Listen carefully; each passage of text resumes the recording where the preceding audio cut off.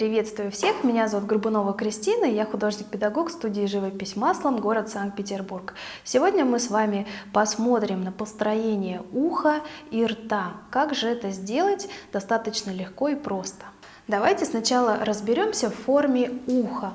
Ухо, его недаром называют еще и раковина. Ушная раковина, потому что здесь очень интересно у нас заворачивается хрящик. На самом деле его достаточно легко нарисовать, потому что вряд ли вы будете рисовать вот такой ракурс, что очень хорошо видно всю форму уха. Обычно ухо мы видим в таком ракурсе, что мы видим лишь какие-то его отдельные части. Например, вот эту вот внешнюю часть и мочку. Все остальное, вот это вот сложное в рисовании, мы с вами для портрета не изображаем.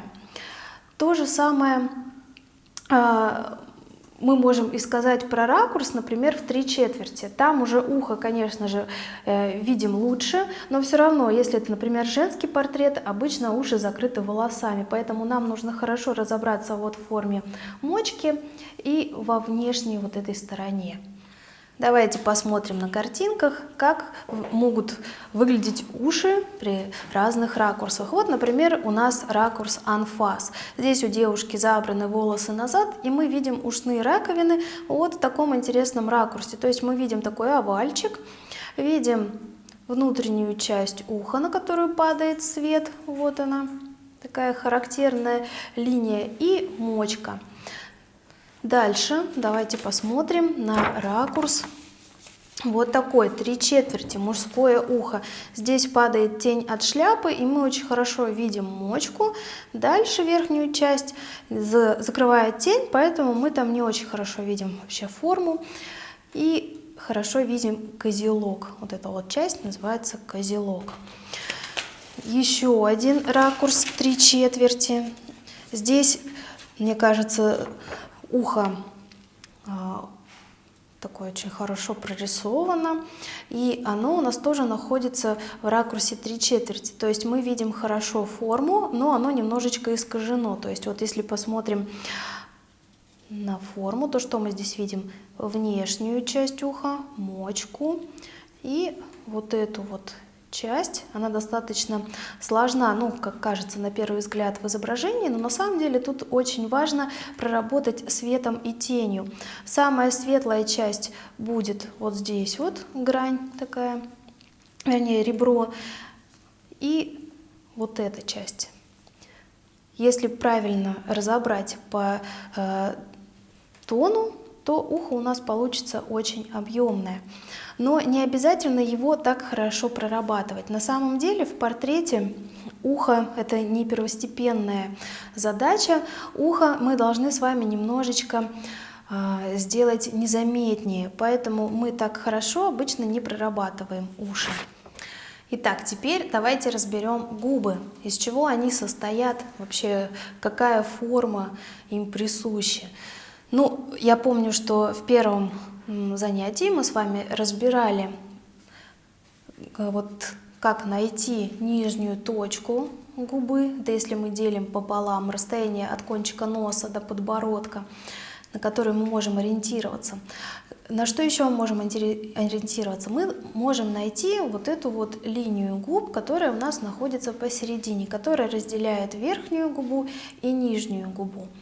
Обычно это расстояние у нас можно определить, если мы проведем вертикальные прямые вниз от радужки глаза вниз, от начала. Если вот от внутренней стороны радужки проведем такие линии, то мы как раз получим точки вот эти вот. Так как губы у нас объемные, мы должны заложить в них какую-то форму. Вот мы туда закладываем такие овальные формы, которые сделают губы объемными. Если разбить как раз на овальчики, то что у нас получится? Вот здесь вот в серединке маленький, по бокам 2 и в нижней губе сделаем 2 больших овальчика. Потом соединяем вот с точками, уголками губ, и вот получается у нас такая форма. Если посмотреть в разные ракурсы, то, например, профиль мы видим губы вот таким вот образом. У нас не может быть здесь прямой линии. В любом случае губы у нас имеют какую-то свою интересную форму, поэтому здесь вот прямой линии не может быть. И также в профиль у нас тоже здесь такая вот изогнутая линия получается. Если мы берем 3/4, то губы у нас находятся в искажении. То есть мы видим вот такую форму, уголки губ и нижнюю губу. Губы как бы у нас заворачиваются. Вот если здесь посмотреть, то они по форме лица идут и заворачиваются вот в ту сторону, куда и поворачивается лицо. Поэтому если у нас ракурс 3/4, то мы не можем губы сюда вот дорисовать таким же образом. Они у нас заворачиваются, и боковую часть мы уже не видим.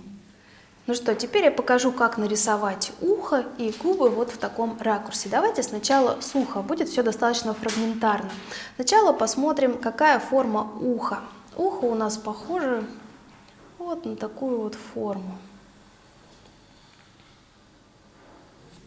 Вот оно у нас такое. Дальше, что нам необходимо наметить? Вот здесь вот у нас идет с вами лицо. Здесь волосы. Вот так. Да, ухо у меня получилось немного более такое лопоухое, что ли. Так, у нас есть внешняя его вот эта вот сторона.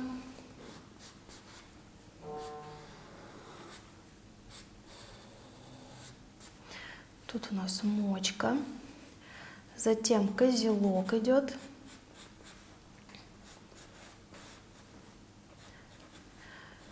От козелка у нас идет внутренняя вот эта вот ямочка такая.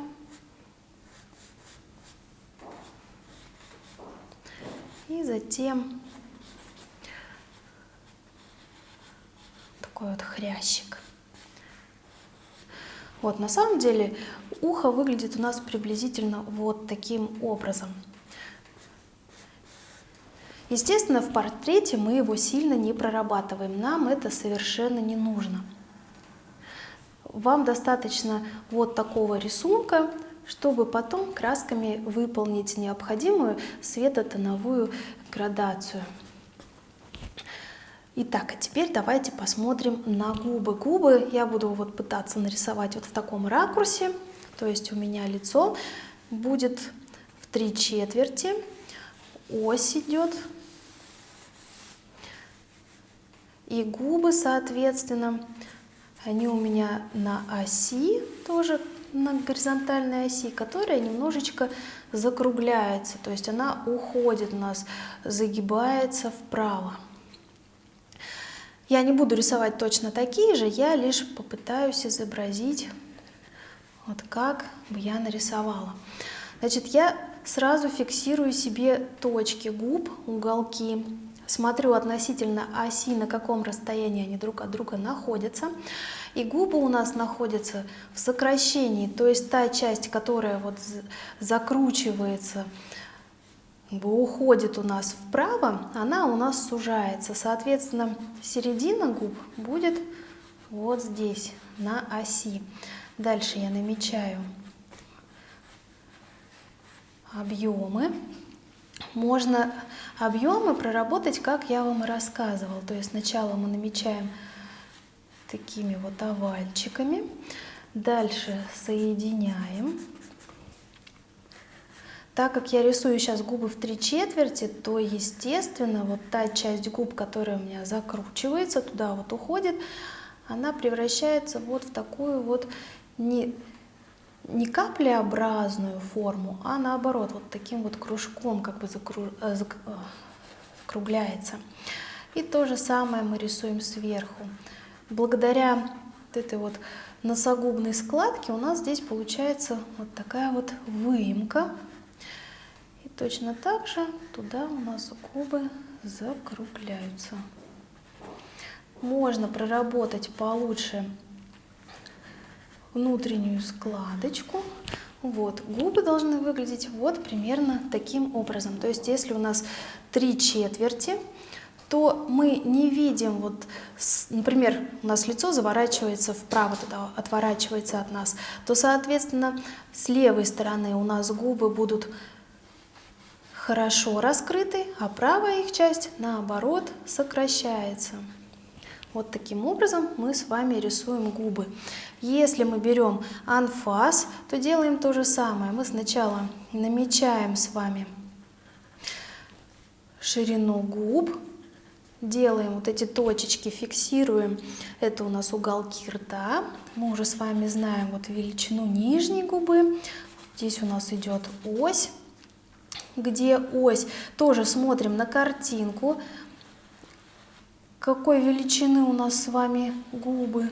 Вот можно себе дополнить вот такими вот овальчиками. Дальше опять же смотрим на натуру. Какого размера у нас губы. И добавляем внутреннюю складочку.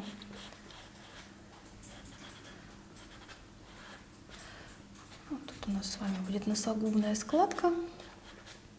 И так как у нас губы это все-таки такая форма, которая немножечко вперед выдвигается, вот у нас в лице, что самое выпуклое, это как раз надбровная дуга, естественно, нос и губы. И так как губы, они выходят немножечко так вот из плоскости лица, то у нас под губой обязательно будет тень небольшая. Но это тоже смотрим на то, как у нас свет падает на натуру. Губы рисовать достаточно легко, и как тонально их прорабатывать и цветом я буду рассказывать уже позже. Удачи вам! Надеюсь, у вас получится нарисовать портрет, уже используя все знания, которые я вам дала. Так что дерзайте! Сейчас на фотографиях разберемся, как же у нас губы рисуются. Вот если посмотрим на анфас. Вот я вам говорила, если мы от зрачков, вернее от радужки глаза проведем вертикальные линии, то у нас с вами получится что-то рядом вот с уголками глаз. На это можно ориентироваться, но, естественно, все индивидуально, нужно смотреть по натуре. Дальше, когда мы с вами нашли уголки губ, если мы хотим сделать, например, улыбку человеку, то мы эти уголки поднимаем чуть выше. Дальше у нас идет линия, которая разделяет нижнюю губу и верхнюю, и у нас это никогда не бывает прямая линия, это всегда вот такая волнообразная линия.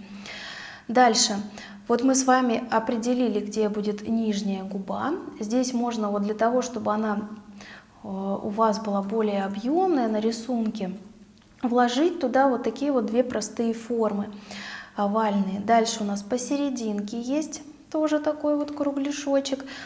И благодаря носогубной складке у нас формируется и форма губ определенная. Вот это все нужно учитывать. Если у нас с вами ракурс 3/4, то, как я уже вам рассказывала, в этом ракурсе, вот если представить голову как яйцо, то у нас все вот эти оси, они являются немножко такими закругленными. То есть губы у нас идут по оси, которая закругляется. Поэтому, если присмотреться, то мы вот эту вот часть губ не видим полностью, мы видим ее в искажении. Она уходит туда и, соответственно, искажается ее размер, она сужается, вот эта часть. И мы видим хорошо вот тоже кончик губ. Дальше у нас идет эта складка между губами. И вот эта часть, которая ближе всего к нам губ, она хорошо раскрыта, поэтому мы видим почти полноразмерную вот эту часть. То же самое на этой фотографии, если присмотреться, то тоже 3/4. Мы видим уголок рта, тот дальний, и вот эта часть, которая находится в повороте, она немного искажается, и размер ее уменьшается, вот этой части губ. Но все линии, смотрите, если у нас даже идет искажение, все равно они такие вот закругленные. То есть у нас вот эта часть губы больше закругляется. Также, если посмотреть и на эту фотографию, на эту картинку, здесь очень хорошо видно, здесь такие пухлые губы, и здесь как раз мы можем вот спокойно разделить на такие вот округлые формы. Раз форма, два форма. И точно так же вот здесь. Раз форма и два. И обязательно следите за тем, как у нас уголки рта находятся. Они не всегда на одной линии, все очень индивидуально. Иногда у людей один уголок рта, например, выше находится, чем другой. Смотрите обязательно на натуру.